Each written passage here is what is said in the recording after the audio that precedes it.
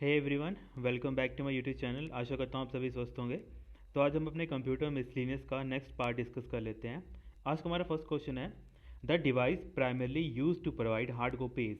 ऐसा कौन सा डिवाइस है जो मेन काम क्या होता है उसका हार्ड कॉपी प्रोवाइड करना। तो हार्ड कॉपी कौन प्रोवाइड करता है? हमें हमारे प्रिंटर प्रोवाइड करता है। ठीक है, प्रिंटर क्या एक हमारे पास आउटपुट डिवाइस है और ये क्या करता है, हमें हार्ड कॉपी प्रोवाइड करता है। और हार्ड कॉपी क्या होता है? जिसको आप फिजिकली टच कर सकते हो और फील कर सकते हो।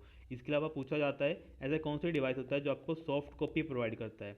तो सॉफ्ट कॉपी कौन देता है आपके पास? आपके कौन सा डिवाइस है जो किसी भी हार्ड कॉपी को सॉफ्ट कॉपी में कन्वर्ट करता है? वो आपका आता है स्कैनर। तो ये इंपॉर्टेंट है, तो यहाँ पे मैंने आपको दोनों यहाँ पे मेंशन कर दिए। कई बार पूछा जाता है कि जो आपकी सॉफ्ट कॉपी होती है वो आपको कहाँ पे डिस्प्ले होती है? तो वो आपके मॉनिटर के ऊपर आपको डिस्प्ले होती है। जो भी आप मॉनिटर के ऊपर चीज़ देखते हो, जैसे फॉर एग्जांपल आपने कोई एक पीडीएफ ओपन करी है अपने फ़ोन के ऊपर ही, तो जो उस टाइम पे आप डिस्प्ले कर पा रहे हो, पीडीएफ को देख पा रहे हो, वो क्या एक तरीके से सॉफ्ट कॉपी है। और उसी का अगर आप प्रिंट निकाल लेते हो तो वो क्या बन जाती है? हार्ड कॉपी बन जाती है। तो ये बेसिक टर्म्स होती हैं जो काफ़ी बार पूछी जाती हैं एग्जाम में। फिर नेक्स्ट क्वेश्चन है हमारे पास, which of the following is the most powerful type of computer. सबसे पावरफुल कंप्यूटर कौन सा है? तो यहाँ पे मैंने आपको एक चीज़ पहले मेंशन करी थी, अगर सबसे पावरफुल पूछा होगा तो वो कौन सा आता है आपके पास? सुपर कंप्यूटर सबसे पावरफुल कंप्यूटर आता है। अब यहाँ पे मैंने आपको एक डिफरेंस बताया था एक मेन फ्रेम और सुपर कंप्यूटर के बीच, जहाँ पे बच्चे काफ़ी कंफ्यूज होते हैं। तो मेन फ्रेम में मैं ऐसा बताया था, मेन फ्रेम एक ऐसा कंप्यूटर होता है जो मल्टीपल, जो क्या करता है, मल्टीपल यूज़र्स के साथ एक ही मतलब वन टाइम पे ही क्या करता है, वर्क करता है। ठीक है, इसका मतलब क्या है? मल्टीपल यूज़र क्या है, एक साथ अगर डील करवाने होंगे तो हम मेन फ्रेम का यूज़ करते हैं। पर सुपर कंप्यूटर क्या होता है, वो सिर्फ और सिर्फ एक यूज़र या फिर हम बोल सकते हैं किसी एक टास्क को ही क्या करता है, काफ़ी फास्टली क्या करता है, उसके ऊपर फास्टली एक्शन परफॉर्म लेता है, या फिर उसका जो रिजल्ट होता है सिर्फ और सिर्फ एक टास्क को ही क्या करता है, काफ़ी जल्दी और एक्यूरेटली उसको क्या करता है, एग्जीक्यूट करता है। अब सुपर कंप्यूटर हम यूज़ कहाँ करते हैं? तो आपने देखा होगा जितने भी हमारे पास वेदर के, ठीक है, जो हमें मौसम समाचार वगैरह आते हैं वो हमें बताते हैं कि मौसम समाचार भी क्या होता है, एक कॉम्प्लेक्स कैलकुलेशंस होती है। तो वो किसकी हेल्प से की जाती है? सुपर कंप्यूटर की हेल्प से करी जाती है। इसके अलावा अगर आप देखते हैं जो भी हमारे पास न्यूक्लियर मिसाइल्स वगैरह होती हैं, तो जो न्यूक्लियर मिसाइल्स ऐसी होती हैं, आपने सिंपल एक बटन प्रेस किया, उस with in fractions of second क्या होगी, वो मिसाइल लॉन्च हो जाएगी। तो वहाँ पे भी हम किस टाइप की कंप्यूटर का यूज़ करते हैं? हम सुपर कंप्यूटर का यूज़ करते हैं। तो आपको ये आइडिया लग गया होता है कि सुपर कंप्यूटर हम कहाँ यूज़ करते हैं, जहाँ पे हमें ये मैटर करता है कि जो एक्यूरेसी और टाइम है वो काफ़ी ज़्यादा रहना चाहिए। तो वहाँ पे हम यूज़ करेंगे सुपर कंप्यूटर का। ठीक है, यहाँ पे ये इंपॉर्टेंट आ गया। फिर नेक्स्ट क्वेश्चन हमारे पास, which of the following is the true about primary storage. अब देखो प्राइमरी स्टोरेज के बारे में यहाँ पे बताया कि इनमें बताओ इनमें से कौन सी बात है जो सही है। ठीक है, तो यहाँ पे देखो अकॉर्डिंग टू ऑप्शन यहाँ पे लिखा है it is a part of CPU. तो प्राइमरी मेमोरी क्या होता है? सीपीयू का पार्ट ही होता है। सेकंड है it allow very fast access to data. ठीक है, प्राइमरी मेमोरी क्या होती है? फास्ट भी होती हैं। It is reliable more expensive. ठीक है, ये जो रिलेटिवली क्या होता है, ज़्यादा एक्सपेंसिव होती हैं। ठीक है, एक्सपेंसिव किससे हो सकते हैं? जो हमारी सेकेंडरी मेमोरीज होती हैं। यहाँ पे पूरी लाइन आनी थी, it is relatively more expensive than secondary memories. तो यहाँ पे ये बात भी क्या है, हमारी सही है। तो इसका मतलब क्या है, यहाँ पे ऑल ऑफ दीज क्या बन जाएगा, करेक्ट आंसर बन जाएगा। कि जो हमारी प्राइमरी स्टोरेज होती है, प्राइमरी स्टोरेज एक्चुअल में होती कौन सी है? ये आपके पास आती है रैम और रोम। ठीक है, रैम और रोम कौन सी आती है आपके पास? प्राइमरी स्टोरेज आती हैं।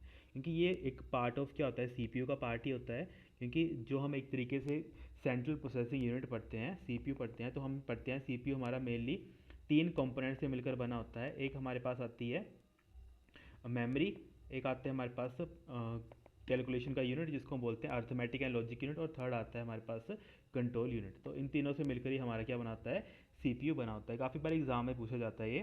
तो यहाँ पे अकॉर्डिंग टू दिस क्वेश्चन क्या होगा, हमारा फोर्थ यहाँ पे राइट आंसर बन जाएगा। फिर हमारे पास नेक्स्ट क्वेश्चन है, a list of instruction used by a computer is called. अब देखो लिस्ट ऑफ जो इंस्ट्रक्शंस होती हैं इन्हीं को हम क्या बोलते हैं, प्रोग्राम बोलते हैं। ये मैंने आपको पता नहीं कितनी बार क्वेश्चन बताया है, क्योंकि ये क्वेश्चन बार बार घुमा फिरा के एग्जाम में पूछा जाता है। तो लिस्ट ऑफ इंस्ट्रक्शंस को ही हम क्या बोलते हैं, प्रोग्राम बोलते हैं। और मैंने यही चीज़ आपको बताई थी। यहाँ पे मैं फिर एक्सप्लेन कर देता हूँ आपको।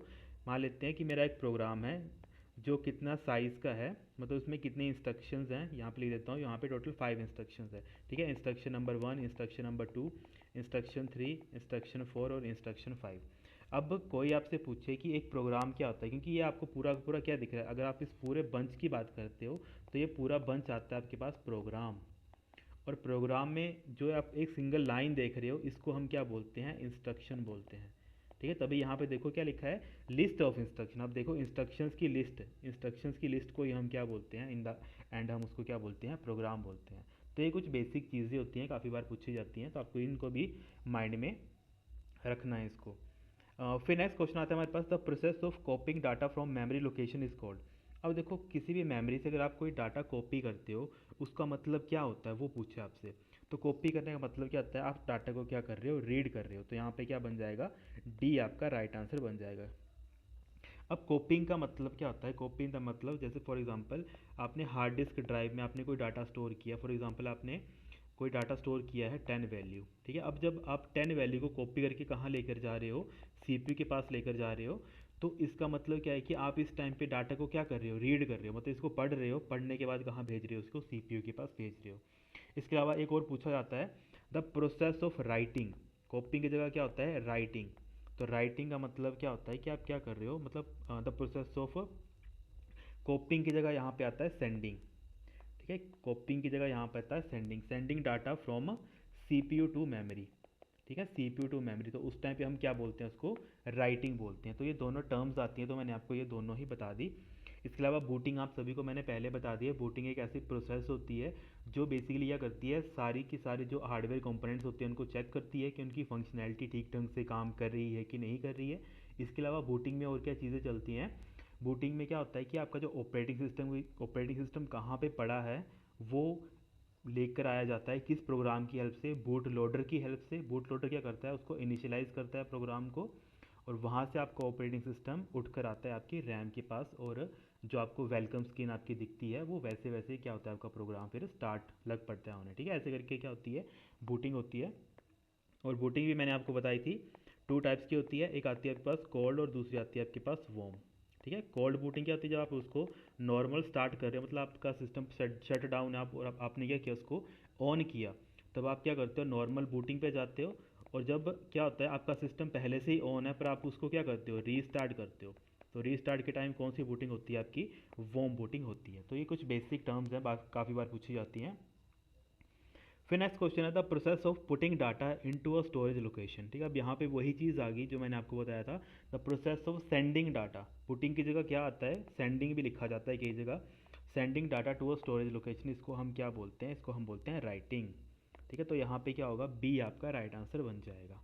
ओके, फिर नेक्स्ट क्वेश्चन आता है हमारे पास, which of the following is the product of data processing. Data processing का कौन सा प्रोडक्ट होता है। ठीक है, अब देखो डाटा जब भी प्रोसेस होता है, प्रोसेस होने के बाद वो क्या बनता है, इन्फॉर्मेशन बनता है। ठीक है, अब जब हम जो बेसिक जो हम थ्योरी पढ़ रहे हैं, तो वहाँ पे मैंने आपको क्या बताया कि जो हमारे इनपुट डिवाइसेस होते हैं, इनपुट डिवाइसेस क्या भेजते हैं, डाटा भेजते हैं। डाटा किसके पास जाता है, आपके पास सीपीयू के पास जाता है।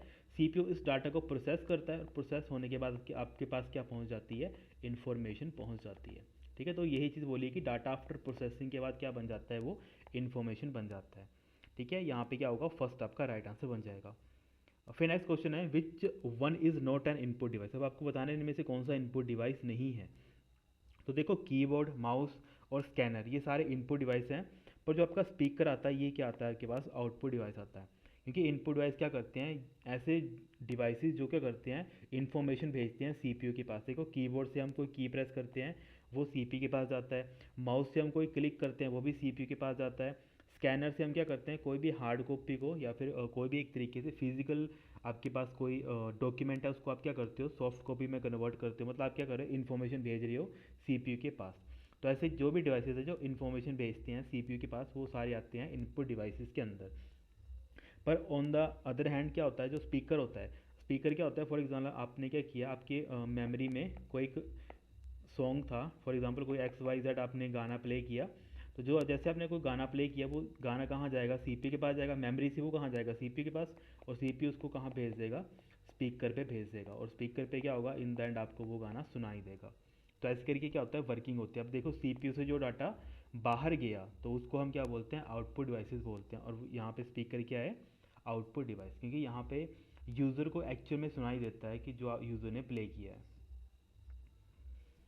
फिर आपके पास नेक्स्ट क्वेश्चन आता है DNS in internet technology stand for. ठीक है, डीएनएस काफ़ी बार एग्जाम में पूछा गया है, डीएनएस की फुल फॉर्म पता नहीं कितनी बार रिपीट हुई है एग्जाम में, तो आपको इसको अपने माइंड में रखना है डीएनएस को हम क्या बोलते हैं।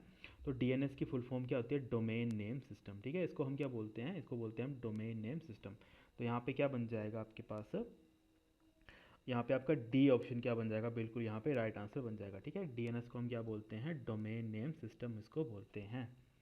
फिर आपके पास नेक्स्ट क्वेश्चन आ गया पोर्टेबल प्रोग्राम मीन्स। जो पोर्टेबल प्रोग्राम होते हैं इसका मतलब क्या होता है, मतलब एक ऐसे प्रोग्राम होते हैं ना जो इंडिपेंडेंट होते हैं प्लेटफॉर्म के। ठीक है, मतलब क्या होते हैं कि फॉर एग्जांपल एक प्रोग्राम ऐसा है, यहाँ पे अगर आपको यहाँ पे समझाऊँ, कोई एक प्रोग्राम है वो सिर्फ और सिर्फ चलता है एप्पल के फ़ोन के ऊपर ही।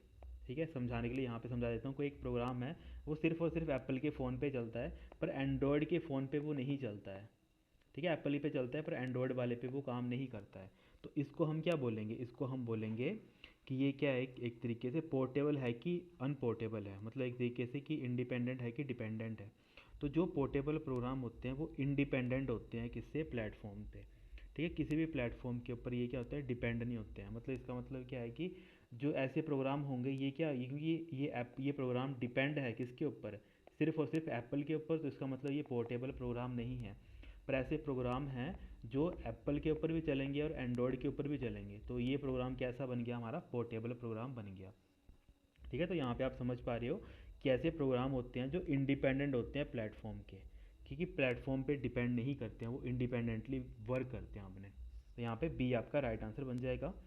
फिर नेक्स्ट क्वेश्चन है memories which can be read only are called. अब देखो ऐसी कौन सी मेमोरीज जिनको हम सिर्फ रीड कर पाते हैं, उनको हम क्या बोलते हैं, रोम बोलते हैं। क्योंकि रोम को ही हम क्या बोलते हैं, रीड ओनली मेमोरी। रोम की फुल फॉर्म यही होती है, रीड ओनली मेमोरी। फिर नेक्स्ट क्वेश्चन है हमारे पास सीपीयू कंट्रोल, कि जो आपका सीपीयू है वो क्या क्या कंट्रोल करता है। ठीक है, सीपीयू जो आपका सेंट्रल प्रोसेसिंग यूनिट है वो सारे इनपुट को भी कंट्रोल करता है, आउटपुट को भी कंट्रोल करता है, साथ साथ क्या करता है, प्रोसेसिंग भी करता है। तो यहाँ पे क्या बन जाएगा, फर्स्ट ही आपका राइट आंसर बन जाएगा। फिर आपके पास नेक्स्ट क्वेश्चन आता है यूएसबी स्टैंड फॉर। जो आपका यूएसबी है इसकी फुल फॉर्म क्या होती है, इसको हम बोलते हैं यूनिवर्सल सीरियल बस। तो यहाँ पे क्या बन जाएगा, आपका फर्स्ट ही राइट आंसर बन जाएगा यूएसबी का। फिर नेक्स्ट क्वेश्चन आता है आपके पास A L U stand for. ठीक है, बेसिक बेसिक क्वेश्चन है। ए एल यू हम क्या बोलते हैं, अर्थमेटिक लॉजिक यूनिट बोलते हैं। तो यहाँ पे बी आपका राइट आंसर बन जाएगा। फिर अगर सी पी की फुल फॉर्म पूछिए तो कितने बार भी रिपीट कर दिया मैंने, इसको बोलते हैं सेंट्रल प्रोसेसिंग यूनिट। तो यहाँ पे फर्स्ट आपका राइट आंसर बन जाएगा। फिर आपके पास नेक्स्ट क्वेश्चन आ गया विच of the following hold the ROM RAM and CPU. देखो रोम रैम और सीपीयू को कौन होल्ड करेगा, मदरबोर्ड होल्ड करेगा। क्योंकि जितने भी कंपोनेंट्स होते हैं वो सारे के सारे हमें कहाँ मिलते हैं, हमारे मदरबोर्ड के ऊपर मिलते हैं। ठीक है, एम भी लिख रहा हूँ यहाँ पे, इसको हम बोलते हैं मदर बोर्ड। मदरबोर्ड के ऊपर आपको रोम मिलेगा, इसके ऊपर आपको रैम मिलेगा, इसी के ऊपर आपको क्या मिलेगा, सीपीयू मिलेगा। तो बस यही चीज़ बोले कि आप इन सभी को होल्ड करने का काम कौन करता है, मदरबोर्ड इस चीज़ का काम करता है। तो यहाँ पे क्या बन जाएगा, सी आपका राइट आंसर बन जाएगा। नेक्स्ट क्वेश्चन है a technique used by codes to convert an analogue signal into digital bit of stream. ठीक है, अब ये ऐसा बोला है कि ऐसी टेक्निक होती है जहाँ पे क्या होता है, कुछ कोड्स होते हैं उसको कन्वर्ट, मतलब जो कोड्स होते हैं convert an analogue signal into a digital stream of bit. मतलब बोलने का मतलब क्या है कि ऐसी टेक्निक है जहाँ पे हम क्या करते हैं, कोई एनालॉग है मतलब जो ऐसे करके इन्फॉर्मेशन है उसको हम कन्वर्ट कर देते हैं डिजिटल इन्फॉर्मेशन, मतलब ऐसे करके हम कन्वर्ट कर देते हैं किसी एनालॉग इन्फॉर्मेशन को हम क्या कर देते हैं 010101 की फॉर्म में कन्वर्ट कर देते हैं, जिसको हम बोलते हैं डिजिटल बिट ऑफ स्ट्रीम। तो ये किसकी हेल्प से होता है उसके बारे में पूछा है। तो ये हम यूज़ करते हैं एक कोड मॉड्यूलेशन जिसको हम बोलते हैं पल्स कोड मॉड्यूलेशन। ठीक है, तो यहाँ पे क्या बनेगा, बी आपका राइट आंसर बन जाएगा।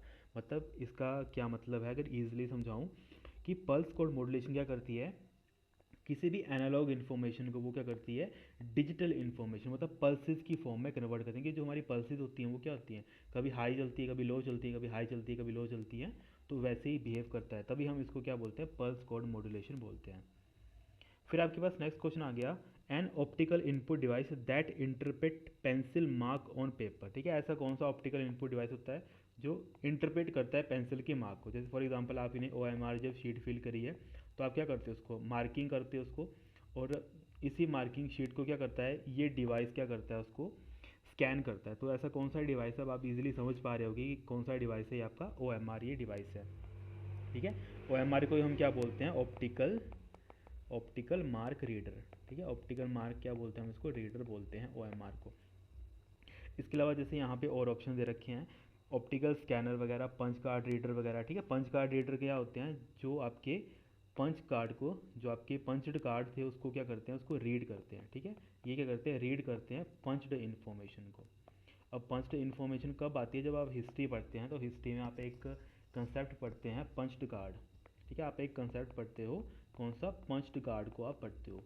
और पंच कार्ड क्या होते हैं, जैसे आपने यहाँ पे देखा ना, ओ एम आर शीट में जैसे क्या होते हैं, मतलब जीरो, मतलब 4 बॉक्सेस होते हैं और आप उसमें से किसी एक को फिल करते हो और सिस्टम उसको रीड करता है। तो पंच कार्ड भी कुछ ऐसे तरीके से एक कार्ड होता था, पर उसमें क्या करते थे, उसमें मशीन के द्वारा होल किए जाते हैं, मतलब मशीन के द्वारा क्या किए जाते थे, छेद किए जाते थे। तो जहाँ जहाँ पे छेद होते थे तो वहाँ पे हम उसको 1 बोलते थे, और जहाँ पे छेद नहीं किए जाते थे वहाँ पे हम उसको 0 कंसीडर करते थे, ठीक है। तो ऐसे करके क्या करते, मतलब ये किसकी बारे में इंफॉर्मेशन है, यहाँ के पंच कार्ड के बारे में इंफॉर्मेशन है। और इसको कौन रीड करता था, पंच कार्ड रीडर इसको रीड करता था, ठीक है। तो ये कुछ हिस्ट्री के कंसेप्ट आते हैं। तो अभी के लिए जो आपका राइट आंसर क्या है, इस क्वेश्चन के अकॉर्डिंग ओ एम आर आपका राइट आंसर बन जाएगा। फिर नेक्स्ट क्वेश्चन आता है, a program that convert computer data into some code system other than the normal one is known as. मतलब सिंपल बोला है कि एक ऐसा प्रोग्राम होता है जो कन्वर्ट करता है कंप्यूटर डाटा को किसी दूसरे ही फॉर्मेट में। तो किसकी हेल्प से करते हैं, ये हम इनकोडर की हेल्प से करते हैं। काफ़ी बार एग्जाम में पूछा गया, तो ये आपको याद रखना है कि इनकोडर क्या होता है। ये बेसिकली कन्वर्ट कर देता है कंप्यूटर डाटा को किसी, मतलब क्या करता है, किसी सम कोड सिस्टम में कन्वर्ट कर देता है नॉर्मल से। जैसे फॉर एग्जांपल आपने ए बी सी लिखा, पर जब इनकोडर के पास किया, इनकोडर ने इसको क्या कर दिया, कोई भी फॉर्मेट में कन्वर्ट कर दिया, ठीक है। फॉर मान लो कोडर ने इसको इस फॉर्मेट में कन्वर्ट कर दिया, ठीक है। तो ये कन्वर्जन का काम कौन करता है, इनकोडर करता है। और ये कहाँ पे बेसिकली यूज़ किया जाता है, जब हमें कोई इन्फॉर्मेशन को सिक्योर करना है, तब हम इसको यूज़ करते हैं इनकोडर और डिकोडर को, ठीक है। इनकोडर ने क्या किया, इसको इनकोड कर दिया, यहाँ पे ए बी सी से इसने ऐसे इसमें कन्वर्ट कर दिया। और अगर हमें फिर से इसको ए बी सी में कन्वर्ट करना है, तो हम किसका यूज़ करेंगे, डिकोडर का यूज़ करेंगे, ठीक है। तो हम बोल सकते हैं कोई भी जो एक तरीके से इनकोडेड इन्फॉर्मेशन होगी, अगर उसको कन्वर्ट करना होगा तो हम किसका यूज़ करेंगे, डिकोडर का यूज़ करेंगे। तो बेसिक कुछ टर्म्स आती हैं, तो यहाँ पे मैंने इसको कन्वे कर दिया।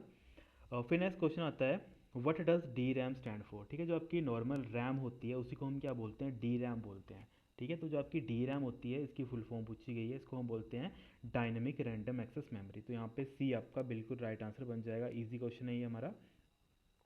फिर नेक्स्ट क्वेश्चन आता है, व्हाट इज़ कैशे रैम, ठीक है। कैशे रैम कौन सी होती है, जो आपकी एस रैम होती है ना, जो आपके पास एस रैम होती है, स्टैटिक रैम होती है, इसी से हम क्या बनाते हैं, कैशे बनाते हैं। जो हम बोलते हैं ना कि हमारे पास एक मेमोरी होती है कैशे मेमोरी, जो एक तरीके से टेम्परेरी डाटा स्टोर करती है, वो फास्ट होती है, किससे, हमारे रैम से फास्ट होती है।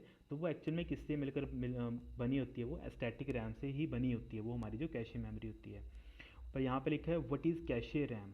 तो कैशे रैम होता क्या है, वो पूछा है आपसे यहाँ पे। तो ये एक्चुअल में होता क्या है, ये fastest memory used for data that is accessed often. क्योंकि कैशे का मतलब ही क्या होता है, ऐसी मेमोरी होती है कैशे मेमोरी, जो डाटा बार बार फ्रिक्वेंटली यूज़ किया जाता है ना, उसको अपने अंदर होल्ड कौन करता है, कैशे उसको अपने अंदर होल्ड करता है, ताकि जो है प्रोसेसिंग के लिए बार बार मतलब रैम के पास ना जाना पड़े, ठीक है। जैसे होता है ना, सिस्टम बोलते हैं कि काफ़ी अच्छा ऑप्टिमाइज़ किया है system.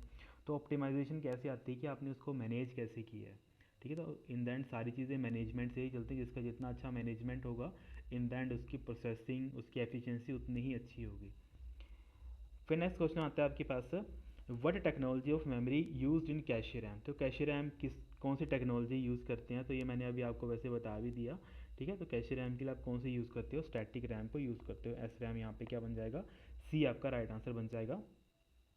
Where is the computer BIOS store. तो कंप्यूटर की जो बायोस होती है वो कहाँ स्टोर होती है, वो आपकी फ्लैश में स्टोर होती है, ठीक है। जो आपकी फ्लैश मेमोरी होती है, या फिर इसको फ्लैश में अगर मेमोरी नहीं पूछी होती तो वहाँ पे लिखा होता है फर्मवेयर, ठीक है। फर्मवेयर लिखा होता है के बाद, तो वहाँ पे फर्मवेयर भी राइट आंसर होता है, क्योंकि फर्मवेयर एक प्रोग्राम है जहाँ पे ये सारी चीज़ें लिखी गई होती हैं। और अगर यहाँ पे फ्लैश नहीं दिया होता तो क्या दिया होता आपके पास, रोम दिया होता। तो यहाँ मैंने तीनों चीज़ें बता दी जो एग्ज़ाम में पूछी जाती हैं बार बार। फिर आपके पास नेक्स्ट क्वेश्चन आता है, where does your PC store your program when the power is off. जब आपका प्रोग्राम मतलब कहाँ स्टोर करता है, जब आपकी पावर ऑफ होती है, मतलब सिस्टम अभी आपका ऑन नहीं है, तो आप डाटा को कहाँ स्टोर करते हो। अभी आती है ये कुछ क्वेश्चंस आते हैं जो बेसिकली क्या चेक करते हैं, आपका कॉमन सेंस को चेक करते हैं। देखो जब कोई भी सिस्टम, आप परमानेंटली कहाँ डाटा स्टोर करते हो, आप किसी न किसी ड्राइव में डाटा स्टोर करते हो। मतलब आप कहाँ स्टोर करते हो, हार्ड डिस्क ड्राइव में डाटा को स्टोर करते हो। क्योंकि जो भी डाटा है अगर आपको उसको परमानेंटली स्टोर करना है तो आप क्या करते हो, उसको सेव करते हो किसी न किसी लोकेशन पे। तो जैसे आप किसी लोकेशन पे सेव करते हो तो वो डाटा परमानेंटली स्टोर हो जाता है। मतलब वो डाटा अभी रैम से उठकर कहाँ चला जाता है, आपके पास जो आपकी हार्ड डिस्क ड्राइव है वहाँ पे जाके वो स्टोर हो जाता है। ओके, तो ये कुछ बेसिक टर्म्स आती हैं जो काफ़ी बार ऐसे एग्ज़ाम में पूछी जाती हैं। What is PCI? जो पीसीआई होता है इसकी फुल फॉर्म काफ़ी बार पूछी जाती है, पेरिफेरल कंपोनेंट इंटरकनेक्ट। तो पीसीआई एक्चुअल में काम क्या करता है उसके बारे में पूछा है। तो आपको याद रखना है पीसीआई क्या करता है, ये भी एक टाइप की सिस्टम बस होती है। क्योंकि ये क्या करता है, पेरिफेरल को क्या करता है, इंटरकनेक्ट करता है। ठीक है, जो आपके डिफरेंट डिफरेंट पेरिफेरल्स होते हैं, पेरिफेरल क्या होते हैं, जैसे आपने एक कीबोर्ड अटैच किया, आपके सीपीयू के साथ कीबोर्ड तो बाय डिफ़ॉल्ट आता नहीं है, आप क्या करते हो उसको प्लग इन करते हो। ठीक है, with the help of USB. तो जो यूएसबी से जैसे आप प्लग इन करते हो तो जो आपको प्लग इन के लिए एक सोर्स सा दिखता है, यूएसबी जो एक तरीके से आपको पोर्ट दिखता है, उसी का जो इंटरफेस होता है उसको हम क्या बोलते हैं, पीसीआई बोलते हैं। मतलब पेरिफेरल कंपोनेंट इंटरकनेक्ट। जैसे आपने कीबोर्ड का अपना यहाँ पे प्लग इन किया इसके बीच में, तो इसकी इन्फॉर्मेशन सीपीयू तक लेकर जाने के लिए कौन सा एक तरीके से कनेक्शन प्रोवाइड करता है, वो आपको पीसीआई वो कनेक्शन प्रोवाइड करता है। ठीक है, तो ये क्या होती है, it is a type of system बस। तो यहाँ पे क्या होगा, बी आपका राइट आंसर बन जाएगा। ओके, फिर नेक्स्ट क्वेश्चन आता है, which company is not a micro processor manufacturer? अब यहाँ पे बताना है कि इनमें से कौन सी कंपनी है जो माइक्रो प्रोसेसर को नहीं बनाती है। ठीक है, देखो आईबीएम तो हम सभी को पता है, आईबीएम इसने फर्स्ट माइक्रो प्रोसेसर इसके द्वारा बनाया गया था जिसका नाम था 4004। ठीक है, मतलब पूरा नाम था इसका इंटेल का। ठीक है, इंटेल का 4004। ठीक है, इंटरनेशनल बिजनेस मशीन, ये एक तरीके से जो आपके पास जो ये माइक्रो प्रोसेसर वगैरह आते हैं वो सारा मतलब डील करती है। ठीक है, यहाँ पे जो इंटेल थी कि यहाँ पे आईबीएम ने यहाँ पे इंटेल होगा। ठीक है, जो आपका इंटेल है वो क्या फर्स्ट उसने माइक्रो प्रोसेसर बनाया था। जो वर्ल्ड का फर्स्ट माइक्रो प्रोसेसर था वो किसके द्वारा बनाया गया था, इंटेल के द्वारा बनाया गया था। और ये कौन सा था आपका, 40004 था। इसके अलावा आईबीएम के द्वारा अपने माइक्रो प्रोसेसर बनाए जाते हैं। ठीक है, तो आईबीएम भी यहाँ पे राइट आंसर था। तो यहाँ पे जैसे इंटेल दे रखा है तो इंटेल भी यहाँ पे, क्योंकि यहाँ पे लिखा था नोट, आपको क्वेश्चन पढ़ना है क्योंकि मैं अभी आपको जो बता रहा हूँ वो मैं बता रहा हूँ कि कौन कौन सी कंपनियाँ माइक्रो प्रोसेसर बनाती हैं। तो आईबीएम भी बनाती है। ठीक है, तो यहाँ पे आईबीएम भी बनाती है, एएमडी बनाती है, इसकी फुल फॉर्म पता नहीं कितनी बार एग्जाम में पूछी गई है, एडवांस माइक्रो डिवाइसेस।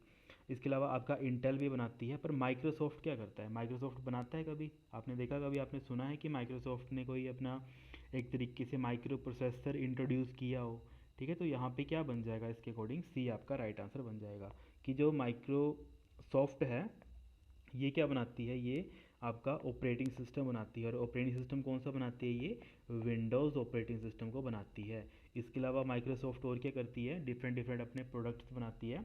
सबसे पॉपुलर इसका प्रोडक्ट कौन सा है, इसका सबसे पॉपुलर प्रोडक्ट है इसके पास जो इसका क्या है, ऑफिस का पैकेज।